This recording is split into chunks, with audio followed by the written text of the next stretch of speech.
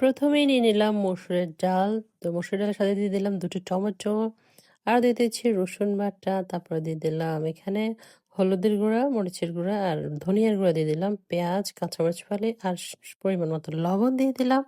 এবার সবকিছু মসলা ডালের সাথে খুব ভালো করে মাখিয়ে নিয়ে এবার পরিমাণ মতো একদম পাতিল ভরে পানি দিয়ে দিব। ডালটা সিদ্ধ হওয়ার জন্য ডালটা একদম সিদ্ধ ঘন থকথকে হয়ে গেলে একদম ঘন হয়ে গেলে ঘুটুনি দিয়ে ঘুটে ফেলবো। এই ঘন ডালটা কিন্তু গরম ভাতের সাথে বেশ ভালো লাগে। একদম ঘুটে ভালো করে মসৃণ করে ফেলতে হবে। তারপরে এখানে আমি দিয়ে দিচ্ছি জলপাই ৩-৪ টা কেটে, কেটে দিয়ে দিচ্ছি। এবার কিছুক্ষণ ফুটিয়ে নিব আরো কিছুক্ষণ।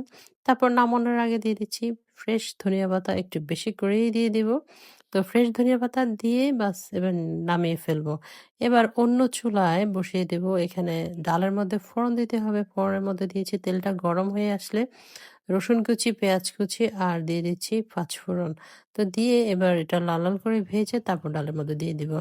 জলপাইয়ের এই সিজনে খেতে পারেন প্রতিদিনই জলপাইয়ের স্বাদের মসুরের ডাল। টক ডালটা খুব ভালো লাগে। দুপুরে গরম ভাতের সাথে বেশ লোভনীয় হয়। এভাবে ঘন, ঘন করে রান্না করে নিলে জলপাইয়ের স্বাদে দারুণ লাগে।